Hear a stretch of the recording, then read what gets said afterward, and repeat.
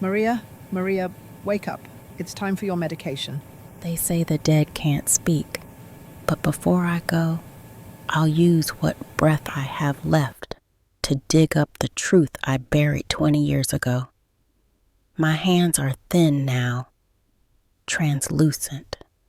You can see every vein, every tendon, every story written in blue beneath my skin. These hands crossed deserts, scrubbed blood from strangers' sheets, and reached for a child who was ripped away. And these same hands now count morphine pills like rosary beads. I want to tell you about a woman named Esperanza Rivera. No, not Maria. Not the name you'd find on my ID. That name was forged, bought for $150 and a ride to nowhere. The Maria on my badge at the hotel where I changed sheets. The Maria that American tongues found comfortable, safe, forgettable. Esperanza was the girl who crossed a border with a baby strapped to her chest and a lie in her pocket. The girl who vanished so her child could live. The girl who carried 3 photographs, a vial of her mother's perfume and a knife between her breasts. For years, I scrubbed toilets under that false name. I smiled at strangers who never knew I had no country, no papers, no past. I disappeared in plain sight while the world walked past me, while congressmen debated whether people like me deserved to breathe their air, while presidents signed orders like death warrants. But I had a name, and it meant something once. Esperanza. Hope. The most American thing there is. The most forbidden thing for someone like me to possess. I don't want to be remembered for the lie. I want to be remembered for the fire I hid behind silence. For the hurricane I kept locked behind my teeth every time someone called me Maria. And I answered. So, if you're listening, lean in close, because what I'm about to tell you is what no file, no passport, and no obituary will ever say. My name is Esperanza Rivera, and this is the story of the life I lived in the shadows and the name I buried to survive. I used to believe that if I kept quiet long enough, the world would forget I was illegal. That if I stayed small enough, invisible enough, they would overlook me like a stone in a garden. But that's not how it works anymore. Now they come with lists, raids, drones, algorithms that search for patterns, anomalies, ghosts. Under Trump, they came harder, louder, crueler. I heard a man on TV say people like me were animals, invaders. He smiled when he said it, like it felt good in his mouth. I watched neighbors disappear in the middle of the night. Maria Elena from apartment 4B vanished between folding laundry and sunrise. Her children came home from school to an empty apartment and half-cooked beans still warm on the stove. I taught my son to never answer the door, to freeze at the sound of boots in hallways, to know which neighbors' windows led to fire escapes. I taught a 4-year-old to be a ghost. Is that not a kind of murder? Even now, with new laws and different presidents, fear doesn't change. They build walls, not just on the border, but around your life, around hospitals, schools, DMVs. They turn ordinary spaces into traps. They don't just check your papers. They check your name, your accent, your silence. The way your eyes drop when police cars pass. The way you count cash 3 times before handing it over, because you know you'll never be given the benefit of the doubt. But the cruelest thing is not being hunted. It's being invisible. It's seeing mothers pull their children closer when you walk by. It's having your tip left on the nightstand instead of handed to you. It's hearing, "Thank you, Maria," when your name is Esperanza. It's watching your story play out on the news as a debate between strangers who have never met you. So, before I go, I want to be seen, fully, honestly, brutally. I want someone to remember me, not as a statistic or a ghost in someone else's story, but as a mother, a fighter, a woman who had to become someone else just to stay alive.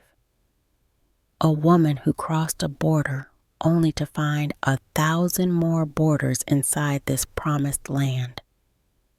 And now I want to become myself again, even if it's only for the last time, even if only you will hear it. They say the desert is just sand and silence. That's a lie. The desert screams. It screams in your knees after the 3rd hour of walking.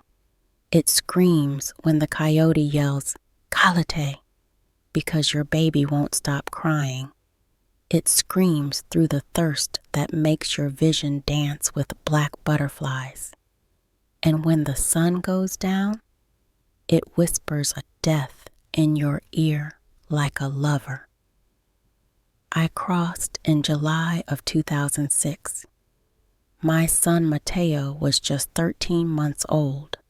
His father was already 3 years in the ground, killed for witnessing something he shouldn't have outside a bar in Chihuahua. They didn't even let me see his body, just gave me his wallet, still sticky with blood. I had Mateo strapped to my chest in a wrap made from an old bedsheet. His legs dangled like soft twigs, his face sunburned and swollen. But he didn't cry, not once, even when I did. Even when I stumbled over a dead woman half buried in sand, her fingers still clutching a child's backpack. I recognized the look in her empty eyes, determination calcified into desperation. We were 14 people, started as 22.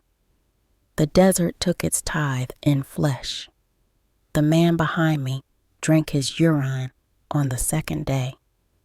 A woman named Lucia carried her dead sister's jewelry in a plastic bag, said it was her ticket to a new life. The coyotes took it from her that night, along with whatever dignity she had left. I covered Mateo's ears, but I couldn't cover my own. I paid a man named El Gordo $3,200 to get us across. Everything I had, including my wedding ring and the last pesos from my abuela's funeral envelope. He kept calling me muñeca, doll. The way he looked at Mateo made me hold my knife tighter. We crossed the Rio Grande at night. The water was low that summer, but still it came to my waist. I held Mateo above my head like an offering. He stared at the stars the whole time, silent as judgment. A man next to me slipped on a rock. The current took him so fast, it was like he never existed. Just a splash, and then empty space where a human had been. No one stopped. No one even looked back. I remember the moment we crossed into the United States, not because of fences or signs, but because my phone said no service. I laughed out loud. No service. That would become the theme of my life. That first night in America, I slept under a bush, my body curled around Mateo like a question mark. I covered us with dirt to hide our heat signature from the drones, whispered stories about beautiful futures into his tiny, perfect ear, promised him a swing set, books, ice cream on his birthday, all lies. But what mother doesn't lie to protect her child from the truth? We arrived in El Paso, then were taken by a second man in a white pickup truck with no plates. The truck bed was covered with a tarp. We lay underneath it, bodies pressed together like sardines, breathing each other's fear. I held Mateo so tight he squirmed.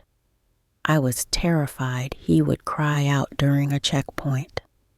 I had planned for this, had crushed a sleeping pill into his water. The guilt of drugging my own child is something I still taste, metallic and cold when I wake at night.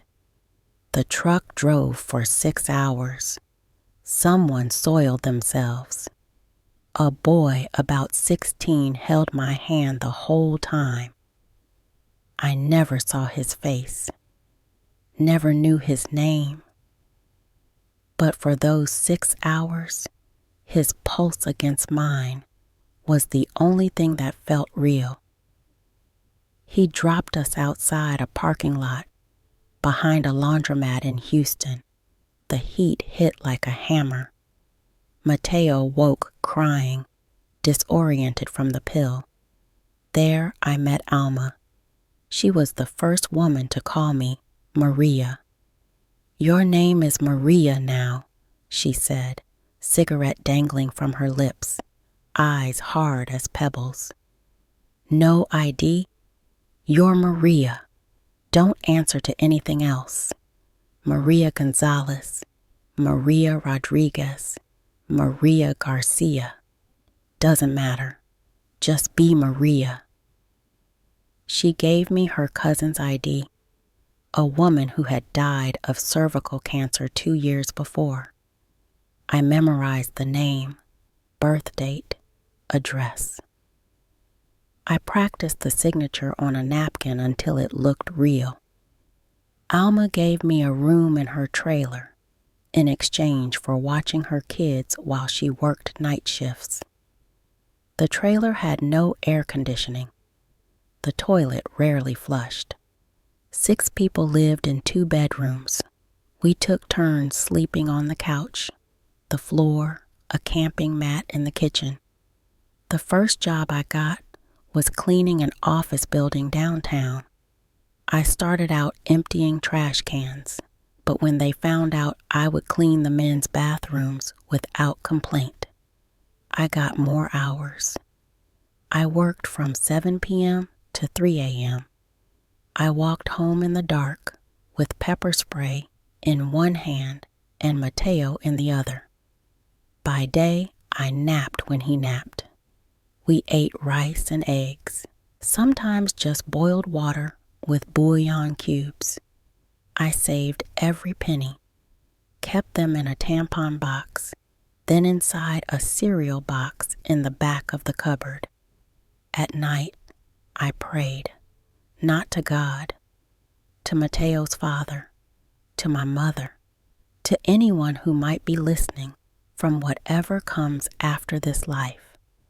I lived that way for 2 years, and never once did I tell anyone my name. I sent most of the money home to my mother. She was caring for my younger siblings. The last time I saw her, she was standing in our dirt yard, holding my face in her hands. "Mija," she said, "remember who you are." I broke that promise every day for 20 years. Act 3. The Man I Trusted. I met Luis at a bus stop. He had paint-stained hands and smiled like he hadn't been broken yet. He offered me half his sandwich. I hadn't eaten that day. He was Colombian, had papers through political asylum. He painted houses, installed drywall, fixed cars. Jack of all trades, he called himself. Master of survival. We talked every week, same bus stop, same time. He started showing up outside my job, brought Mateo juice boxes and toy cars. Said he found them at garage sales, but they were always new, still in boxes. He called me Mi Estrella, my star. Said I shone even when I was trying to hide. I believed him. I believed him because I was lonely, because Mateo needed a father, because Luis looked at me like I was a woman, not a ghost. He said I had beautiful hands. He would trace the calluses, the chemical burns from cleaning products, the paper cuts, called them medals of honor. No man had ever touched me like that, like I was something precious, despite being damaged. I let him move in after 3 months. He said he wanted to marry me, said we could get fake papers together and maybe go north, Minnesota, somewhere cold and quiet, somewhere the police didn't do random sweeps, somewhere Mateo could go to school without fear. The night he moved in, he made arroz con leche, put cinnamon on top in the shape of a heart. Mateo fell asleep in his lap while we watched an old telenovela on a TV with tinfoil on the antenna. I thought, this is it. This is my American dream. I gave him every dollar I'd saved, $20,600. The next morning, he was gone. So was Mateo's baby blanket, my fake ID, and my hope. It wasn't just the money. It was the betrayal, the realization that I had been nothing more than a mark, a desperate woman with cash hidden in a tampon box. Alma didn't ask. She just looked at me and said, "Ahora sí eres una de nosotras." Now you're one of us. I stopped believing in love that day, but I started believing in something else, my own ability to survive. If I could live through this, I could live through anything. I worked 3 jobs after that, cleaning, dishwashing, laundry, slept maybe 4 hours a night. My hands cracked and bled. I taped them with electrical tape and kept working. I got a new ID, paid $300 this time, better quality. This one said, Maria Diaz. I practiced this new signature until my wrist ached. New name. Same ghost. Act 4. Losing Mateo. Mateo was 5 when they took him. Not the government. Worse. Carmen, the woman who used to help me watch him while I cleaned houses, said I was too unstable, that I left him alone, that I was endangering him. The truth? I had rejected her brother's advances, had slapped him when he cornered me in the laundry room, had threatened to cut him if he ever touched me again. She called CPS the next day. Child Protective Services showed up on a Tuesday morning. Two women in pressed pants and expressions that said they'd already decided what kind of mother I was. I didn't have proof of guardianship. I didn't have papers. I didn't even have my name. They placed him in foster care. I wasn't allowed to know where. The last time I saw my son, he was wearing his favorite blue shirt with a dinosaur on it. It was too small for him. His wrists stuck out like twigs. His eyes were wide and confused as they led him away. He kept looking back at me, waiting for me to fix it, to save him, to be the mother I had promised to be. I spent 2 years trying to get him back, working with a nonprofit legal aid, showing up to court dates, sitting in sterile rooms, waiting for supervised visits that were always canceled at the last minute.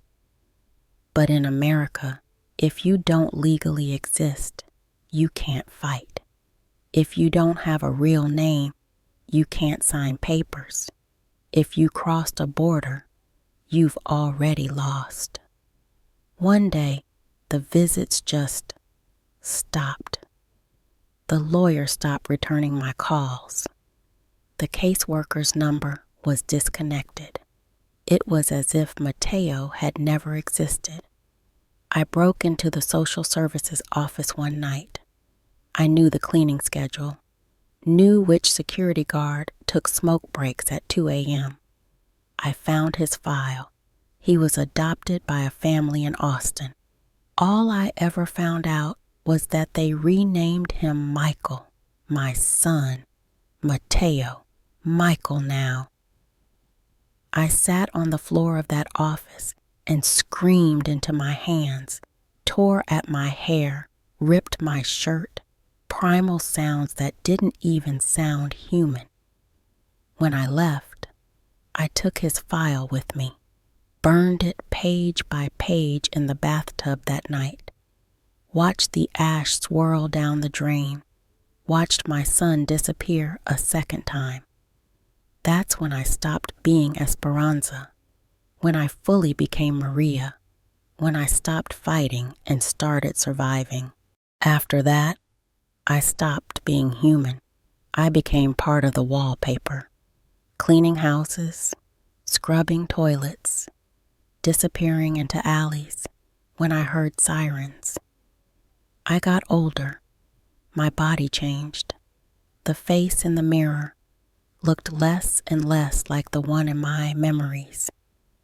I moved to a smaller apartment. Roaches in the walls. Water that came out brown sometimes, but it was mine.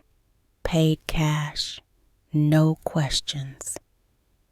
Every night, I would light a candle in front of Mateo's only remaining photo. Not a prayer, a beacon, in case he was looking for his way home. But every year on July 3rd, I made him a cake, banana, his favorite, and I sang Las Mañanitas to an empty chair. Once, I thought I saw him at a mall in Houston, a boy about 14 with the same walk, same ears. I followed him for an hour, heart in my throat. When he turned around, his eyes were blue. Not my son, not my blood. I started volunteering at night at a food kitchen, not out of goodness, out of desperation to be around people, to touch another human, to hear my name, even the wrong one, spoken out loud. There I met other women like me, invisible mothers. We traded stories like smuggled prayers. We held each other on bad days, on ice raid days, on days when the news showed children in cages at the border. One night, a woman named Nancy said, "When we die, who will tell them we were here?" That question never left me. Who would say my name, the real one? Who would know that Esperanza Rivera had lived, had loved, had lost? Who would know that I had once been someone's daughter, someone's mother, someone's whole world? I started writing letters to Mateo, letters I knew would never reach him. I described my day, my hopes for him, my memories of his father. I wrote in Spanish, though I knew he probably no longer spoke it. I addressed them to Michael and kept them in a shoebox under my bed. Over the years, the box filled. Over the years, I emptied. I kept working, kept hiding, kept watching Border Patrol vans circle the neighborhood. I voted once, with a dead woman's ID. Felt powerful for a moment, then terrified. They would deport people for less. I never drove, never flew, never went to the doctor unless I was bleeding or couldn't stand. I dated sometimes. Men who didn't ask questions, who were happy to call me Maria, who never stayed. I preferred it that way. I aged, found gray hairs, wrinkles. My hands grew more gnarled, more honest. They told the story I couldn't speak. I became invisible to men on the street, to shopkeepers, to the world. But sometimes, in the dark, I would whisper my real name. Esperanza, Esperanza, Esperanza. Like a spell, like a prayer, like a promise I was still breaking. Last year, I felt a pain in my side, sharp, insistent, the kind that doesn't come from working too hard or sleeping wrong. I ignored it for 6 months. What else could I do? Then I collapsed at work, blood in my vomit, the world spinning. The emergency room asked for ID, insurance. I gave them Maria's name, said I had no papers, no insurance. They treated me anyway, emergency only, stabilized me, sent me home with a bill I would never be able to pay, and a diagnosis I couldn't pronounce. Pancreatic cancer, they said. Stage 4. A social worker helped me apply for hospice, use some loophole, some charity fund. I'm in a hospice now, a borrowed bed in a borrowed country. My nurse's name is Rachel. She doesn't know I'm undocumented. She just thinks I'm quiet. She changes my sheets, gives me morphine when the pain is too much, reads to me sometimes from dog-eared romance novels. The room is small but clean. White walls, a window that looks out on a parking lot. Not much of a view for my last days, but better than I expected. I asked Rachel once if she knew what my name meant. Maria, she said. I think it means bitter in Hebrew. I shook my head. No, Esperanza. She looked confused. I don't know that one. It means hope, I told her. She smiled. That's beautiful. Is it a family name? I couldn't answer, just closed my eyes and pretended to sleep. Last week, she brought me flowers from someone who didn't leave their name. Sunflowers. I cried so hard I thought my heart would split. I still don't know who sent them. Maybe God. Maybe Mateo. Maybe just some kind soul who knows what it's like to die under a name that isn't yours. Yesterday, I asked Rachel to help me record this, to tell my story. She didn't ask questions, just set up her phone and pressed record. I haven't told her everything. Some secrets are still mine. Some wounds still too raw to show the world. But I told her my real name, and for the first time in 20 years, someone looked me in the eye and said, "Nice to meet you, Esperanza." It shouldn't matter. A name, a word, 5 syllables, but it does. It's everything. I have one more request. I've asked Rachel to try to find Mateo, Michael now, to give him the letters, to tell him his mother loved him until her last breath. I don't know if she'll succeed. I don't know if he'll want to hear from a ghost, but at least he'll know my name, his name, our story, and maybe, somewhere in his heart, he'll remember the woman who carried him across a desert, the woman who named him after strength. Maybe he'll know that I never stopped looking for him, that every stranger's face was a possibility, that every boy with dark eyes made my heart stop. Maybe he'll understand that sometimes a mother's greatest act of love is to disappear.